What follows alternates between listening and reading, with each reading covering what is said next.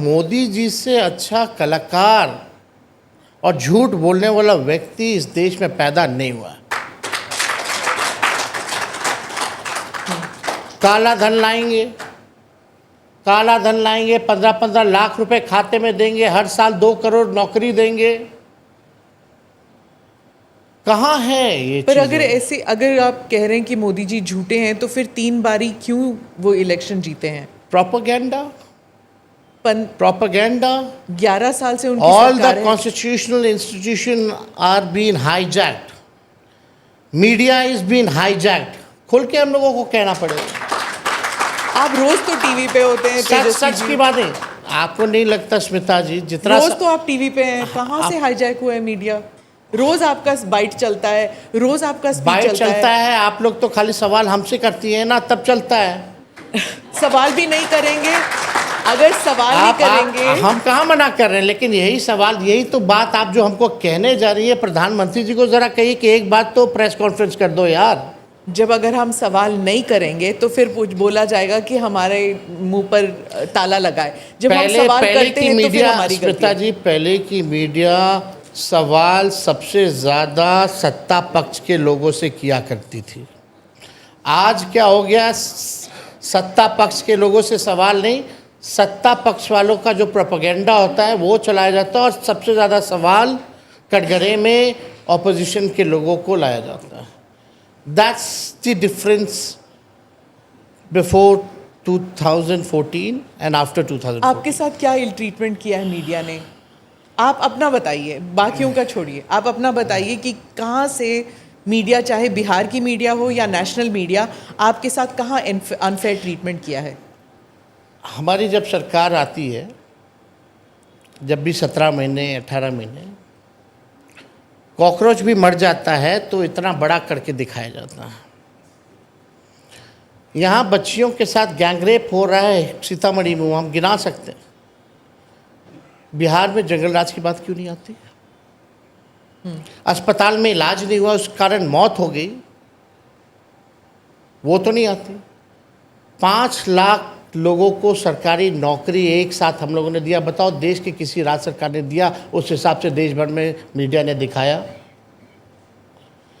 जो हम लोगों ने काम के 700 ऐसे डॉक्टर थे जिनको हम लोगों ने एक साथ कैबिनेट में बर्खास्त किया, जो 10 साल से 5 साल पे ड्यूटी पे नहीं आते थे। कभी इसकी मीडिया ने सराहना की या इस बात को दिखाया? लेकिन हमारे जो चीज़ें हैं, भले ही ठीक है, उत्पादी लोग हर जगह होता है, हर जात में होता है, हर धर्म में होता है, हर पार्टी में होता है। कहीं कौन है, क्या है, जिसको हम लोग भी नहीं जानते, उसको भी आप लोग दिखाओगे कि लालू जी का करीबी, तेजस्वी यादव का करीबी। तो आपके परिवार वाले थे ना, आपके चाचा मामा सब थे ना अरे पॉलिटिक्स में, और उन्होंने किया नहीं, ना नहीं, थोड़ा नहीं, बहुत। हम आप नहीं समझे बात को, आप मेरी बात को नहीं समझे। कोई भी व्यक्ति, कोई भी घटना होता है, आरजेडी या अपोजिशन से लोगों को जोड़ दिया जाता है, लिंक किया जाता है। अच्छा। लिंक कर दिया जाता है। और अपने राज को, जो हम लोगों की सरकार थी, उसको एक रूप दिया जाता है कि महाजंगल राज है। बाहर नहीं निकलते थे लोग, बाहर नहीं निकलते थे लोग, उठा के ले जाते थे। ज़रा उदाहरण दीजिए और कंपेयर कराइए। How will you compare law and order? इस गवर्नमेंट का अच्छा था या उस गवर्नमेंट का अच्छा था? Base on a data. If you go through the base जो डेटा का है, वहाँ तो ये साफ दिख रहा है कि नीतीश कुमार जी के राज में अपराध ही सबसे ज़्यादा बेलगाम है। यहाँ तो पुलिस का एनकाउंटर होने लग गया है। कोई सवाल पूछा? अब हम आपको बताते हैं, और 2-4 और उदाहरण दें। अभी कुछ दिन पहले आप डिप्टी सीएम आए होंगे, उन्होंने बोला तेजस्वी जी ने हमको नहीं बताया, नहीं तो हम शहीद क्या चले गए होते। अगर ये तेजस्वी कह देता तो आज नेशनल मीडिया क्या करती, मेरा खाल नोच लेती। उनसे सवाल तक नहीं किया जा रहा। अब डिप्टी सीएम को नहीं पता कि एयरपोर्ट पे पार्थिव शरीर आ रहा है, जाके सम्मान देना है। और यही नहीं, जो रेप कांड हुआ था अभी, उसमें डिप्टी सीएम कहते हैं कि भाई जो परिवार के लोग हैं उनको बोलते हैं माँ कसम खाओ, बहन कसम खाओ, कोई चर्चा नहीं होती। ये पार्शियलिटी क्या किस लिए कसम खानी? कि पीएमसीएच में इलाज नहीं हुआ। परिवार का आरोप था कि 4 घंटे 5 घंटे हमको बाहर रखा गया, जो कि सच था। तभी ना आप डिप्टी सुपरिटेंडेंट को हटाए हो, और उनके ही घर जा कर के आप पूछते हो कसम खाओ, तुम झूठ बोल रहा है। आप उस पीड़ित परिवार से आप संवेदना प्रकट करने गए हैं या माँ की कसम खिलाने गए हो? लेकिन न्यूज़ में चर्चा में कहीं नहीं है, होगा भी नहीं। कहाँ से आता है ये सब? अब खैर ये सब बात करने का, बिहार की जनता बहुत ही होशियार है, समझदार है, और एक एक चीज़ों को वो जानती है। तेजस्वी जी, सुबह से जितने भी आ रहे हैं अपोजिशन के लीडर, बीजेपी हो या जेडीयू के हो, उनका कहना है कि आप उन पे एलिगेशन लगाते हैं नीतीश कुमार पे। नीतीश कुमार टोटली फिट हैं, आप कहते हैं कि मेंटली टायर्ड हैं, फिजिकली फिट नहीं हैं। आप कहते हैं कि रिटायर्ड अधिकारी सरकार चला रही है, करप्शन है, बहुत सारे एलिगेशंस लगा। उन लोग का कहना है कि भाई वो तो इतनी गर्मी में भी घूम रहे हैं, आज भी डबल ये उद्घाटन कर रहे हैं, धूप में जा रहे हैं, वो तो घर से निकल नहीं रहे हैं। कड़ाके इसमें की क्या? सर्दी में भी गए हाँ। थे, वो कह रहे हैं। बहुत अच्छी बात है। मिस इन्फॉर्मेशन है। पार्थिव शरीर पे सम्मान देने क्यों नहीं है? जाना चाहिए। एक बार भी मीडिया से इंटरेक्शन करना क्यों बंद कर दिया? आप लोगों ने कभी ये देखा कि नीतीश जी अब मीडिया के सामने कोई कुछ नहीं बोलते? और कई बार डेप्यूटी चीफ मिनिस्टर अगर मंच पे खड़े हों, अधिकारी अगर खड़े हों, तो उनका हाथ क्यों पकड़ते हैं? आपने वो वीडियो भी देखा होगा। हाँ। जब राष्ट्रगान चल रहा होता है तो अपने अधिकारियों से हाथ फैला फैला करके बातें करना, ये क्या दिखाता है? जब बापू महात्मा गांधी जी के जब सम्मान की बात आई थी, सलामी चल रहा था, तो ताली मार रहे थे और सब लोग हाथ उनको बता रहा था नीचे करो नीचे करो। देखिए, एक उम्र का पड़ाव होता है और हमको ज़्यादा इस पे उनके बारे में इस पे टिप्पा टिप्पणी करना ठीक नहीं लगता। But he is tired. आप इस बात को समझिए। प्रधानमंत्री, ये मुख्यमंत्री जी, जब हम लोग बोलते हैं टायर्ड है, तो हफ्ता में 1-2 दिन एक रोड प्रोजेक्ट घुमवा देगा, फ़ोटो खिंचवा लेगा, IPRD वाला से डलवा देगा, फिर दूसरा दिन डबल डेकर अगले हफ्ते लेके चला जाएगा। बस पटना के मुख्यमंत्री आवास से 2-3 किलोमीटर दूरी बस। रेप पीड़िता के घर क्यों नहीं जाते मुख्यमंत्री? हम ये जानना चाहते हैं। कहीं घटना होती है वहाँ क्यों नहीं जाते हैं मुख्यमंत्री? प्रेस कॉन्फ्रेंस क्यों नहीं करते हैं मुख्यमंत्री?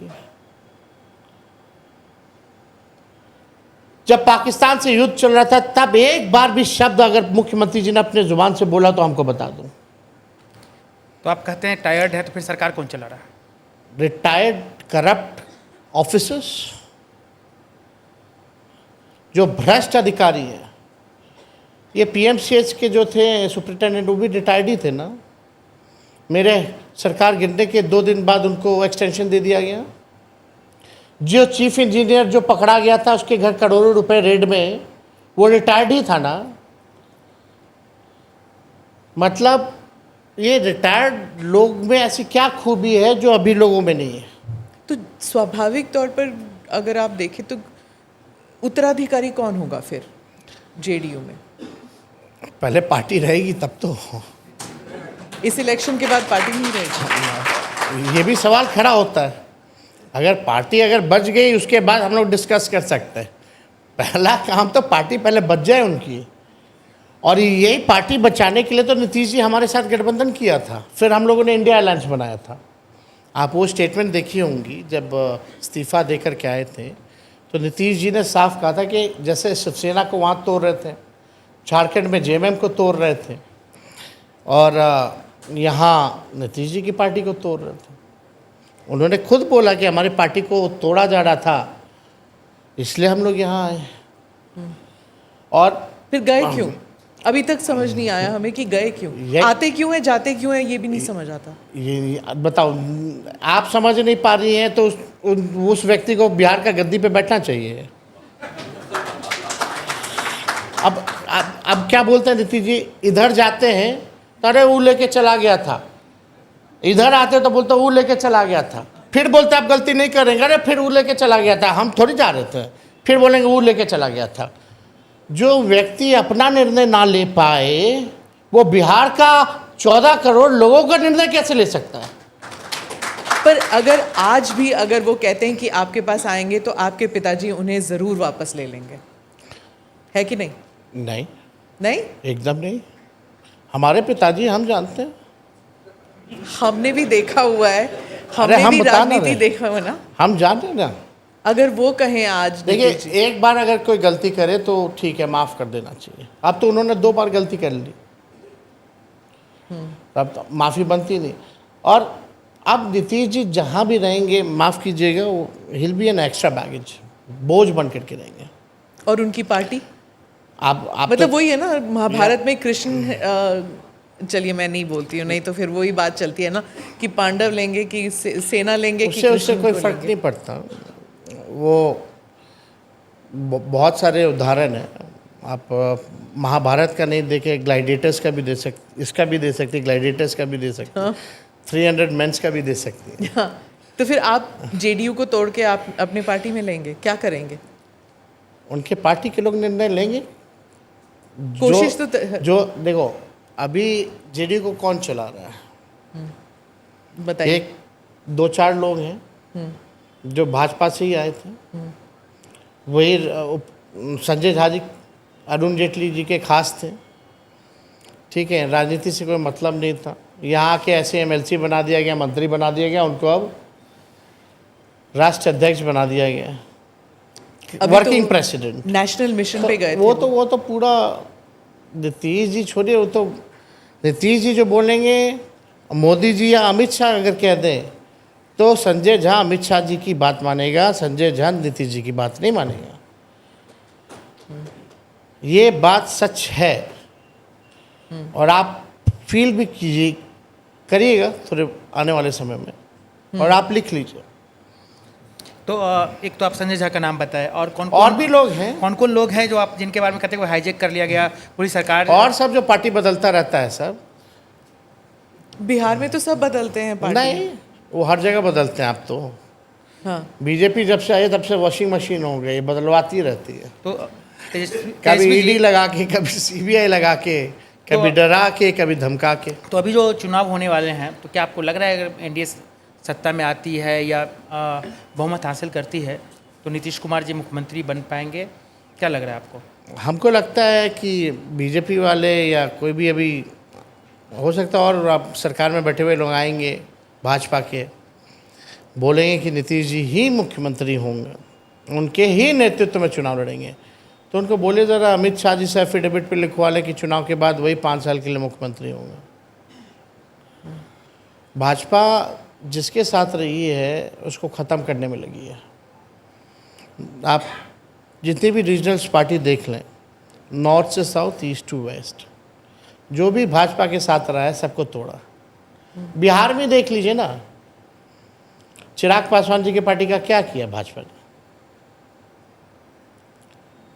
उदाहरण है, बिहार में वही काम जेडीयू के साथ हो रहा था, और अभी लॉन्ग टर्म प्लान पे वो चला गया प्लान। पहले शॉर्ट टर्म पे था, अब लॉन्ग टर्म पे।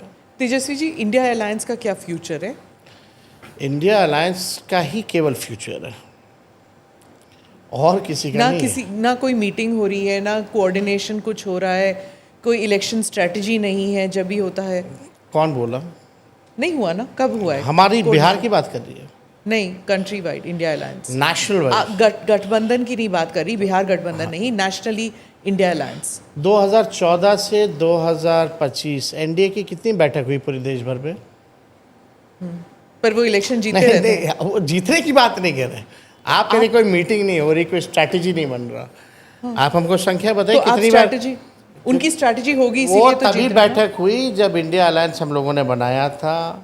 उसके बाद मोदी जी ने फिर से पहली बैठक, जो है हमारे गठबंधन के बाद बना था। तो इतने साल से क्यों नहीं बैठक कर रहे थे? इतने नंबर है, उनको ज़रूरत ही नहीं है। ठीक है ना, चुनाव है, जनता मालिक है, चुनना जीतना वो तो जनता पे छोड़िए ना। हार जीत चलता रहता है, उससे क्या है? हम अपने मुद्दे को लेके, अपने विचारधारा को लेकर के लड़ाई लड़ रहे हैं। जनता मालिक है, जिसको चुने जनता जो है वो मालिक है। लेकिन लास्ट 19 के इलेक्शन में और आप देखिएगा 24 के चुनाव में अंतर तो काफ़ी पाया आप लोगों ने। बीजेपी की सीटें कम हुई। जी जी बिल्कुल। वो तो 400 पार की बात कर रहे थे, उनकी स्ट्रैटेजी तो काम ही नहीं की। ये भी तो है। तेजस्वी जी, कभी आप बहुत नीतीश जी के करीब हुआ करते थे। वो हमेशा बोलते थे कि अब तो यही पार्टी चलाएगा, यही भविष्य है। आजकल चिराग जी बहुत जाते हैं, हर महीने में 2-3 बार वो जाते हैं सीएम हाउस। उनको भी वही कहा जा रहा है क्या जो आपको कहा जा रहा था कि अब यही भविष्य है? देखिए, ये जब मेरे को कहा गया और सरकार गिरी पहली बार 2017 में, तो हमने विधानसभा में कहा था कि चिराग जी आप जाइएगा, आपको भी यही कहेंगे, थोड़ा बच के रहिएगा, ये नहीं कि चढ़ जाइएगा। वो चढ़ाते अच्छे से है ना, तो हम लोग तो जानते थे। हम लोगों को तो फिर भी कोई लोभ था नहीं, 2 बार उनको मुख्यमंत्री माना और हम लोग तो इंडिया अलायंस बनाना था, तो फिर दोबारा हमने मांगा। लेकिन हम लोगों का ये नीतीश जी से जो भी व्यक्ति मिलता है, नीतीश जी बस यही कहते हैं अब तो तुम ही लोगों को ना देखना है। तो ये इनका मतलब एक होता ना कि उनका फिक्स हो गया है कि बस जब भी भाषण देंगे तो हर जगह एक ही बात बोलेंगे, वो आपको भी पता क्या बोलेंगे। तो आप जब पर्सनली मिलने जाइएगा तो बात वो पॉलिटिकल लोगों को यही बताएंगे। उपेंद्र कुशवाहा जी जाए, जीतन राम मांझी जी जाए, संतोष मांझी जी जाए, चिराग पासवान जी जाते होंगे मिलने, सम्राट चौधरी जी जाते होंगे, विजय सिन्हा जाते होंगे, सबको नीतीश जी यही बोलते अब तो आप ही लोगों को देखना कि तो तुम ही लोग ना हो। तो ये फिक्स है। इसमें मतलब ठीक है, एक जगह 2024 में हमने देखा था कि आपके इर्द गिर्द बहुत ही एक्टिविटी था, आपने बहुत सारी रैलियां की, 200 कुछ रैलियां की। इस बार क्या प्लान है आपका, रैलीज के तौर पर या सोशल मीडिया, कहाँ पर इलेक्शन जीता जाएगा? We will see according election commission कितने फेज़ में चुनाव कराती है और कितना गैप देती है चुनाव के प्रचार प्रसार का, उसके ही अनुसार जो है हम लोग अपना कार्यक्रम बनाते हैं और कैंपेनिंग की स्ट्रैटेजी बनाते हैं। लालू जी भी कैंपेनिंग करेंगे? अभी उनकी सेहत उस प्रकार नहीं है। और परिवार के और कौन हैं जो पॉलिटिक्स में उतरेंगे इस बार? अभी तो फिलहाल कोई नहीं। आपकी सिस्टर्स कोई अभी भी तो नहीं? अभी कोई नहीं। ओके। हम लोग बहुत पीछे हैं मांझी जी और चिराग पासवान जी से। संख्या में भारी हैं लेकिन फिर भी पीछे है इस मामले में। तेजस्वी जी, आजकल देखा जाता है कि कभी आप रहते थे साथ में नीतीश जी की, जब भी वो कहीं जाते थे नीतीश जी, सम्राट जी आजकल बिल्कुल पार्टी के लोग और आप लोग भी कहते हैं दत्तक पुत्र के तरह नीतीश जी के आगे पीछे रहते हैं, 1 मिनट भी नहीं छोड़ते हैं, क्या रीज़न है? अब आएंगे तो उनसे पूछिएगा ना भाई, और जब बोलेंगे तो हमको बैठा दीजिएगा, हम उनको सलाह दे देंगे। मानते हैं तेजस्वी जी की जाति जो है बिहार में एक बड़ा फैक्टर है? अगर एक सवाल तो ये है, दूसरा कि आप जिस जाति ये जाति तो सच्चाई है ही ना, तो फैक्टर तो हो गई, ये तो सत्य है। और ये कोई लालू जी और तेजस्वी यादव तो लेके नहीं आया, ये तो कई सदियों से चला आ रहा है। प्राइवेट सेक्टर में आरक्षण होना चाहिए जाति के आधार पर? एकदम होना चाहिए। Two students I think want to ask a question. अच्छा, आप पूछना चाहते हैं? पत्रकार अमित कुमार है और मेरा सवाल है कि आपने कहा था कि कास्ट सेंसस की आप लोगों ने डिमांड की थी और इस वजह से मोदी जी को कास्ट सेंसस के लिए मजबूर होना पड़ा और फिर कैबिनेट ने डिसीजन लिया। राहुल गांधी का भी यही कहना है। और आपको क्या लगता है कि क्या वाकई आपके दबाव में या फिर कांग्रेस पार्टी के दबाव में कास्ट सेंसस बीजेपी को कराना पड़ रहा है? देखिए, यही मोदी जी हैं जो कहते थे कि ये कास्ट सेंसस जातीय विध्वंस पैदा करेगा। अब वो क्यों मजबूर हो गए करने को भाई? क्योंकि जातीय गणना जो है, कास्ट सेंसस जो है, वो सच्चाई जो है देश की वो बताएगा। इसमें हमने पहले भी कहा है कौन मजदूरी करते हैं, कौन भूमिहीन है, कौन गरीब है, कौन जात के लोग हैं सबसे ज़्यादा, कौन जात के लोग को सरकारी नौकरी कितना है, कितने लोग जो हैं ठेला धोने का काम करते हैं, कचरा साफ करने का काम करते हैं। ये सारा पिक्चर जो है सामने आएगा और अकॉर्डिंग टू दैट वो डेटा लेकर के आप जो साइंटिफिक डेटा जो आएगा, आप बजट आप उस हिसाब से बना सकते हैं। किसको कितनी ज़रूरत है उस हिसाब से आप जो है अपना आप बजट बना सकते हैं। लेकिन ये इशू जो है लालू जी ने कई एक बार उठाया और जब देवगौड़ा जी थे प्रधानमंत्री, उस समय जनता दल के अध्यक्ष मेरे पिता होते थे और उन्हीं के कैबिनेट में ये तय हुआ था, क्योंकि हर 10 साल बाद आपका 10-11 साल बाद जो होता है प्लानिंग कमीशन, वो सेंसस होता है। अच्छा, तो 2001 यानी 97 में ये निर्णय लिया गया था कैबिनेट में कि जो अगला सेंसस जो होगा यानी 2001 उस समय के हिसाब से, उसमें जातीय जनगणना ये लोग कराएंगे। 2001 में प्रधानमंत्री बने अटल जी और भाजपा की सरकार ने इसको मना कर दिया, निर्णय को बदल दिया। आज भी अगर ये जो नरेंद्र मोदी जी का जो कैबिनेट नोट है, ये 97 वाले ही नोट के आधार पर ही बना है। अगर आप देखें तो जो प्रीवियस गवर्नमेंट ने जो लिया था उसके आधार पे बना है। तो उस समय तो राष्ट्रीय अध्यक्ष जनता दल के लालू जी थे, ये हम लोगों का दल का निर्णय था। और एक बार नहीं, यूपीए की भी सरकार रही तो उस समय भी नेताजी शरद जी, लालू जी ने आवाज़ को उठाया, सड़कों पर भी हम लोग आए। और यहाँ बिहार में हम लोगों ने तो दोनों हाउस में पास करवाए मेरे प्रस्ताव पे, और मेरे प्रस्ताव पे प्रधानमंत्री जी से हम लोग सब लोग मिलने गए थे।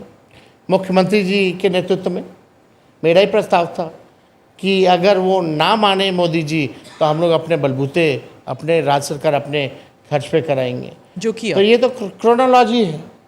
और उस समय भी जब हम प्रधानमंत्री जी से मिलने गए थे तो हमने जितने भी नेता थे देश भर के बड़े नेता, उन सबको चिट्ठी हमने लिखा था। वो सारा आप देख लीजिएगा, सारा सब कुछ है। अच्छी बात है कि राहुल गांधी जी भी इस मुद्दे को बखूबी मजबूती के साथ जो है उठा रहे हैं। तेजस्वी जी, लेकिन सवाल उठ रहा है कि जो मुद्दे आप उठा रहे हैं वो भी राहुल गांधी बिहार में आके मुद्दे उठा रहे हैं। जैसे कि आपने कहा कि 2500 रुपये देंगे। राहुल जी कुछ कहेंगे, हम कुछ कहेंगे तो ठीक लगेगा। उन्होंने अलग से अरे एक ही अलायंस में ना है, नहीं, उन्होंने तो तो अलग हमारा मुद्दा तो हम लोग तय कर लेते हैं ना, थोड़ी हर चीज़ सड़क पे जाके तय करना। अच्छा, एक ऑडियंस से एक सवाल ले लेते हैं, एक दो सवाल, फिर आपको तो मौका मिलता ही है सवाल पूछने का। Good evening everyone. मेरा आपसे ये सवाल है कि एज अ मीडिया स्टूडेंट हमारा जो सेक्टर है मास मीडिया एंड कम्युनिकेशन, इसके लिए एक तो कॉलेजेस बहुत कम हैं और प्राइवेट यूनिवर्सिटी है लेकिन गवर्नमेंट यूनिवर्सिटीज़ है पर वहाँ पे इतनी सुविधाएं नहीं है। जैसे कि दिल्ली में दिल्ली यूनिवर्सिटी, लखनऊ में लखनऊ यूनिवर्सिटी है, बट पटना में एक भी सेंट्रल यूनिवर्सिटी नहीं है। तो इसके लिए आपका क्या रोड मैप होगा? देखिए पहली बात तो मीडिया में नौकरियां नहीं है, तो इतने कोर्सेज करो ही मत आप। लेकिन इनको करना है आजकल तो बस चैनल खोल लो बस यूट्यूब पे। लेकिन उसके लिए कोर्स भी नहीं करते। लेकिन जायज़ बात है, व्हाट प्रोफेशन जिनको इसमें आना है, अगर वैसी सुविधाएं अगर हमारे राज्य में नहीं है तो क्या होना चाहिए। आप जानते हैं कोटा है, पढ़ने वाला भी बिहारी, पढ़ाने वाला भी बिहारी, खाना बनाने वाला भी बिहारी और गार्ड भी बिहारी, इंफ्रास्ट्रक्चर बस है वहाँ। यहाँ उस हिसाब का एजुकेशनल हब जो है बनाया जा सकता है, लेकिन है नहीं। हमने पूछा भी, यही सवाल पूछा, उन्होंने कहा कि अब कोटा से सब यहाँ पे आते हैं पढ़ने के लिए और पढ़ाने के लिए। आप पता नहीं, अब तो कोटा जाके देख लीजिए खाली हुआ है कि नहीं। कोविड के टाइम में तो हम देख रहे थे कि भाजपा के नेता ही जा करके अपने बच्चों को ला रहे थे। झूठ बोलना इनकी कला है और उसमें माहिर है।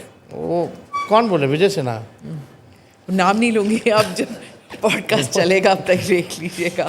तो सारे आके वही कह रहे थे कि वहाँ पे अब कोटा खाली हो रहा है, कोटा के सारे बच्चे यहाँ आ रहे हैं। जो बच्ची सवाल पूछी है उसी से जवाब ले लीजिए।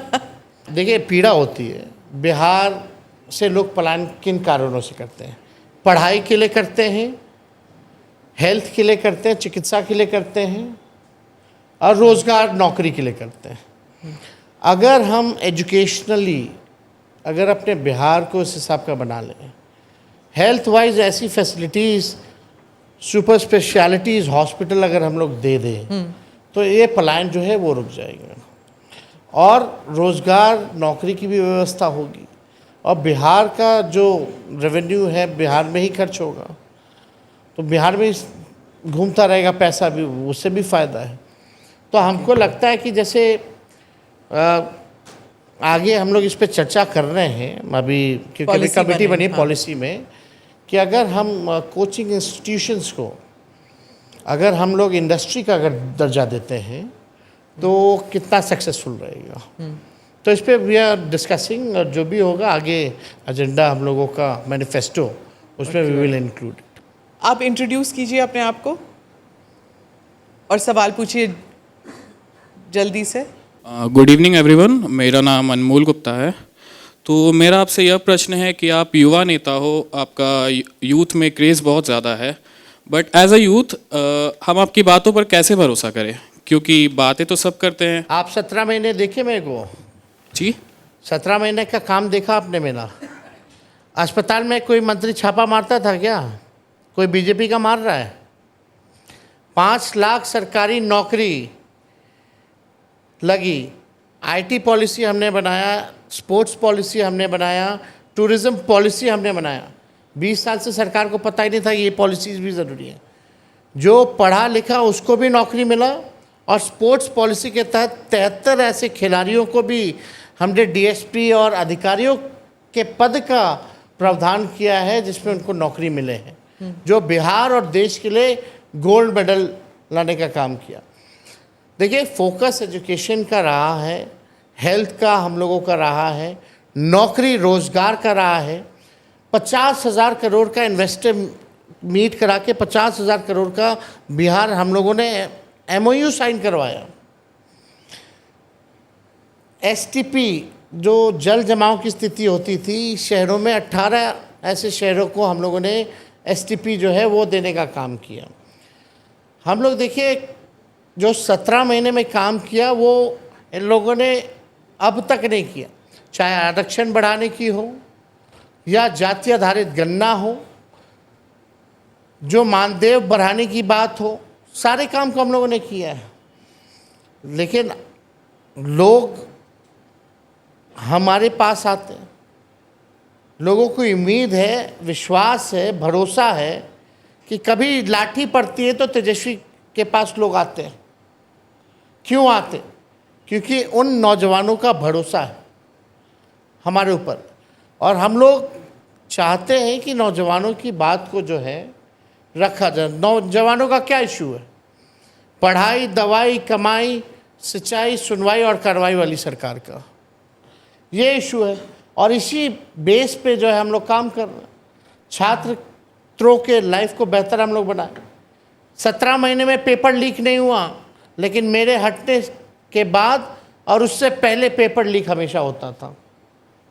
तो ये तो सच्चाई है ना। तो आप अगर देखें तो थोड़ा अध्ययन करना पड़ेगा आपको, लेकिन और जो लोग हैं वो लोग क्या किए हैं इसका भी अध्ययन कर लीजिए। आप ज़रा सवाल पूछिए सम्राट चौधरी जी से, बीजेपी के, नीतीश जी का छोड़ो, बीजेपी के 2 डिप्टी चीफ मिनिस्टर हैं। एक काम बता दीजिए सम्राट चौधरी जी ने जो बिहार के लिए किया हो अब तक, जो दिखता हो, और विजय सिन्हा जी ने जो काम किया हो वो बता दो। काम नहीं, इन लोगों ने केवल कारनामे किए। दोनों में कंपटीशन होता है, कौन कितना गाली देगा लालू जी को और तेजस्वी को। एक कम दिया तो उसके बाद दूसरा जो है और गाली देता है बुला करके। और इनके प्रदेश अध्यक्ष ऐसे हैं जो खुद को ही अभी प्रेस कॉन्फ्रेंस में बोल रहा था कि मैं गाली का डिक्शनरी हूँ। अब ये तीसरे आगे कंपटीशन में। लालू जी और तेजस्वी से इनकी दुश्मनी नहीं है, इनको आपस में अपनी लड़ाई है कि कौन मोदी जी का ज़्यादा टीटीएम करेगा। जो लालू जी तेजस्वी को सबसे ज़्यादा गाली देगा उसको मोदी जी प्रमोशन देंगे। इसी कंपटीशन में लोग लगा रहता है। अब बिहार का एक काम हम तो पूछ रहे, कोई एक काम बता दीजिए जो इन दोनों ने किया हो, दोनों डिप्टी चीफ मिनिस्टर ने। कोई काम नहीं, दिन भर बकैती करना, एक पगड़ी कभी बांध लेंगे कभी उतार देंगे, कुछ कर लेंगे, कोई मतलब ही नहीं है उसका। इतने साल के बाद भी उनके पास कोई मुख्यमंत्री का चेहरा नहीं है बीजेपी के पास, ऐसे क्यों? आपके हिसाब से ऐसे क्यों हुआ है? कोई लायक ही नहीं ना। लायक होता तो आता ना। देखिए नहीं, देखिए इसमें देखिए बीजेपी को देखिए सुशील मोदी जी ने बिहार में मजबूत किया है, ये हम मानते हाँ, हैं। सुशील मोदी एक मान सकते थे चेहरा है जिस पे लोग जो है भरोसा कर सकते हैं। ईमानदारी से हम बोल रहे हैं भाई, ठीक है।